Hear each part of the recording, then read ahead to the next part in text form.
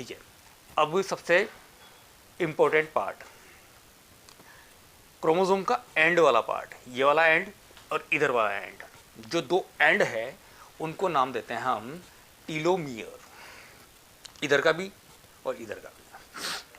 Telomere वाले reason में एक एंजाइम बनता है जिसका नाम है टीलोमरेज। टीलोमरेज एंजाइम की भी एक्टिविटी होती है। टीलोमरेज एंजाइम एक पर्टिकुलर एज तक बनता चला जाता है। एक पर्टिकुलर एज है, छोटे से हम बड़े होते चले जाएंगे, बड़े हो रहे हैं, तो टीलोमरेज अच्छा काम कर रहा है।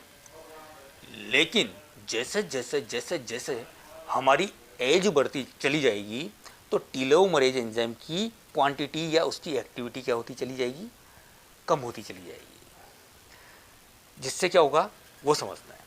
देखो, सबसे पहले बात, टीलोमरेज का काम क्या है, ये दोनों एंड को चिपकने से रोकता है। अगर दोनों एंड चिपक जाएंगे तो डीएनए का रेप्लिकेशन नहीं होगा, नया डीएनए नहीं बनेगा, नया डीएनए नहीं बनेगा तो सेल डिवीज़न नहीं होगा, सेल डिवीज़न नहीं होगा तो नई सेल नहीं बनेगी, नई सेल नहीं बनेगी तो सेल बूढ़ी होकर टपक जाएगी, चली जाएगी, मतलब डेड हो जाएगी।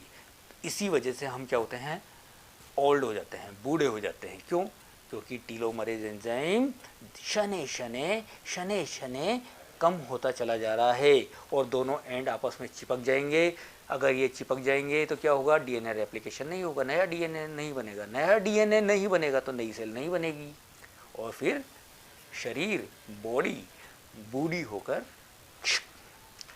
बेटा यहाँ पर एक और बात बोलूँगा, टीलोमरेज की क्वांटिटी एक पर्टिकुलर अमाउंट में ही होती है, जिसके वजह से इसकी एक्टिविटी भी एक पर्टिकुलर ही होती है, ना तो कम ना ज़्यादा।